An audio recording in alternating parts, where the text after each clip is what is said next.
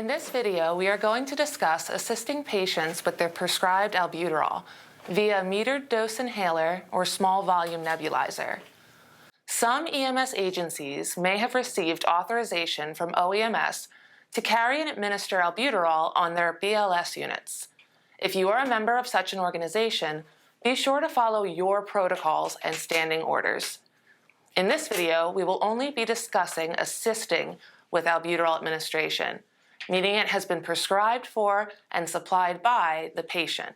Indications for albuterol administration include dyspnea and signs of respiratory distress associated with bronchospasm, such as wheezing. The patient must also be alert and able to participate in their own care. Albuterol is contraindicated if the medication is expired, if the solution is discolored, cloudy, or contains particulates, if the patient has a known hypersensitivity or allergy, or if the patient's maximum dose has been met or exceeded prior to EMS arrival. As always, before assisting or administering any medication, we must go through the 6 rights. The right patient. Oftentimes, the patient will not be able to prove definitively that the inhaler is their own, due to the fact that the prescription information is typically found on the medication box, which is not usually carried by the patient. If the patient has the inhaler in their possession and claims ownership, you can proceed with assisting them. The right time. The patient is experiencing respiratory distress associated with bronchospasm. The right route. In the case of albuterol, the correct route is inhalation. The right medication. Albuterol isn't the only medication that can be administered via a metered dose inhaler. Verify that the inhaler in the patient's possession is actually albuterol. The right dose. The dosage instructions are also usually found on the medication box and therefore typically unavailable. Instead, ask the patient how many puffs make up one dose and how many doses they are allowed to take in an emergency. The right documentation. Be sure to document doses, times of administration, and the patient's response.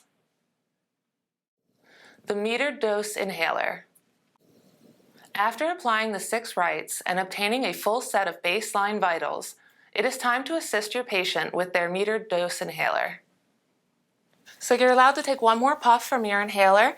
First, I just need you to fully exhale, get everything out. Okay.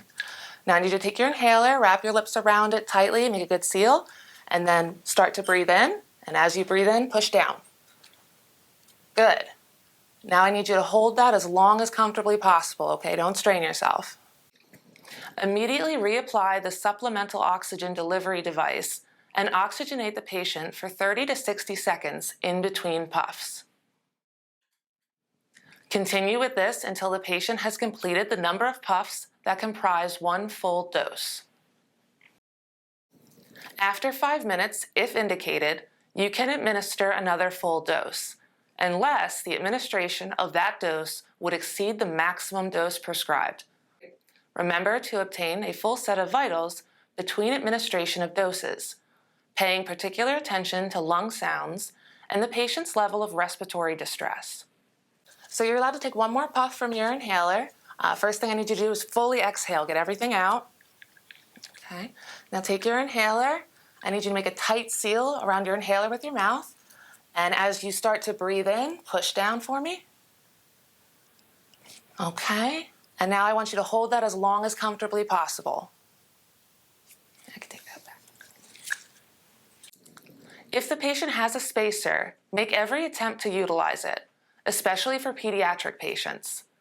The spacer allows patients to inhale each puff with multiple breaths, resulting in better absorption of the medication.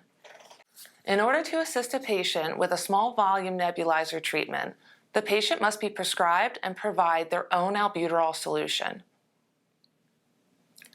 Start by assembling your nebulizer according to the manufacturer's instructions and select the mouthpiece or face mask. Empty the albuterol solution into the bowl and attach the oxygen tubing. Turn the oxygen on to 6 liters per minute and either apply the face mask or hand the nebulizer with the mouthpiece attached to the patient.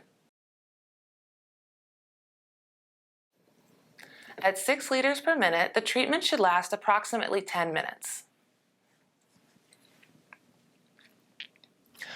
Coach the patient to inhale the mist deeply and slowly, and to hold their breath as long as comfortably possible before exhaling. Have the patient repeat this process until mist is no longer being produced by the nebulizer. Remember to tap the sides of the cup to release any solution that may have condensed on the sides before ending the treatment.